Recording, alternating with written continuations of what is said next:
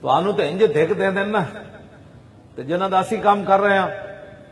میرے آقا و مولا نے حضرت معاذ بن جبل کو یمن کی طرف روانہ فرمایا تو میرے آقا نے ایک مہمانوں کو روانہ کرنے کے لیے ایک جگہ مقرر تھی۔ حضور جب وہاں چھوڑا نا معاذ بن جبل کو، فرمایا معاذ یمن سے جب تم واپس آؤ گے تو میری قبر انور ہوگی، میری مسجد ہوگی، میری تمہاری ملاقات دوبارہ نہیں ہوگی۔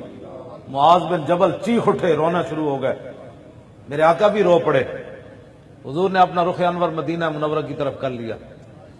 شکر ہے معاذ بن جبل تسی روئے ہو، ساڑا کام کرا گئے تسی۔ جب معاذ بن جبل رو پہنا تو حضور نے کیا فرمایا؟ فرمایا معاذ کیوں روتے ہو؟